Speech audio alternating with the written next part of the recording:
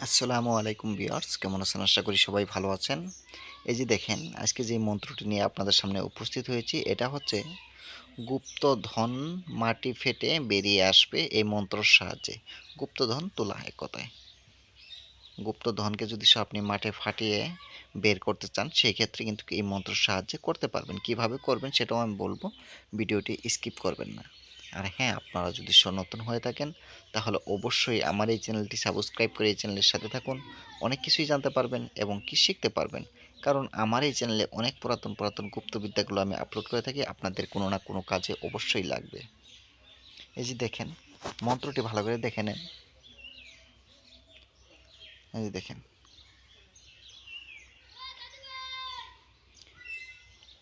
ভালো করে মন্ত্রটি লিখে নেন। আমি জুম করে দিচ্ছি যাতে বুঝতে অসুবিধা না হয়।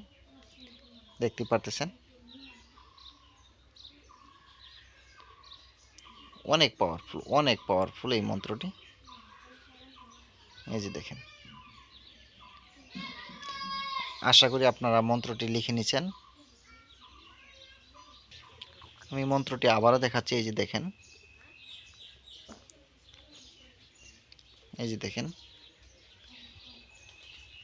এখান থেকে শুরু করেন। হ্যাঁ, লেখা শুরু করেন, খাতা কলম বের করে নেন। এই যে দেখেন,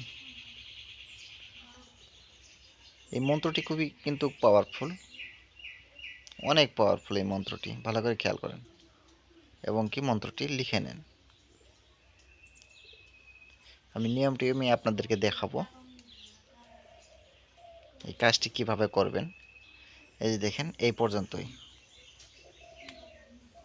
সুলেমান বাদশার দোহাই পর্যন্ত। হ্যাঁ, এই যে দেখেন, পানির উপর 3 বার মন্ত্র পড়ে 3টি ফু দিবেন, দিয়ে ছিটিয়ে দিবে যেখানে গুপ্ত ধন। ভালো করে খেয়াল করবেন, আমি আপনাদেরকে বলছি নিয়মটি। নিয়মটি হচ্ছে, অল্প পানি অল্প বেশি করে নেবেন। সবচেয়ে থেকে ভালো হবে আপনি যদি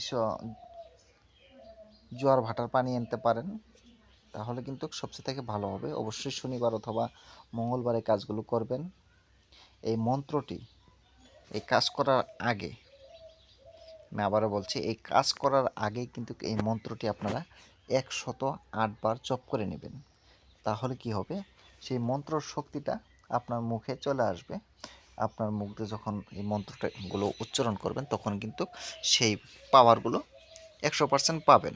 আর যদি সে মন্ত্রগুলো জপ না করে নেন, তাহলে কিন্তু আপনার মুখের যেই শক্তিটা, সেটা কিন্তু কমই থেকে গেল, শুধুমাত্র মন্ত্রের শক্তিতে কাজ হয় না। আপনি যদি যখন মন্ত্রগুলো জপ করবেন, তখন আপনার সাথে এই মন্ত্র শক্তিগুলোর সাথে অ্যাডজাস্ট হয়ে যাবে। ঠিক আছে, 108 বার জপ করে নেবেন। শনিবার অথবা মঙ্গলবারে অবশ্যই নিরামিষ খেয়ে নেবেন। আশা করি সেই বিষয়ে আপনাদের জানা আছে। আর কাজ করার সময় কিন্তু অবশ্যই মাছ মাংস খাওয়া চলবে না, নিরামিষ খেয়ে কাজগুলো করা লাগবে। শুধুমাত্র একটি মন্ত্র দিয়ে কিন্তু অবশ্যই, একটি মন্ত্র নিয়ে কখনোই গুপ্তধন তুলতে যাবেন না। একটি মন্ত্র নিয়ে কিন্তু গুপ্তধন তোলা যায় না। ঠিক আছে, গুপ্তধন তুলতে গেলে অনেক কয়টা মন্ত্রর প্রয়োজন আছে, আমি সেগুলো দিব আপনাদেরকে আস্তে আস্তে। আশা করি আপনারা ধৈর্য সহকারে থাকবেন আমার এই চ্যানেলে। এই যে দেখেন, 1 বালতি পানি নেবেন, বেশি করে নেবেন। 1 বালতি পানির উপরে এই মন্ত্রটি 3 বার ফু দিতে বলছে। আপনি কিন্তু এই মন্ত্রটি 3 বার ফু দিলে হবে না, কমসে কম 21 বার আপনি ফু দেবেন।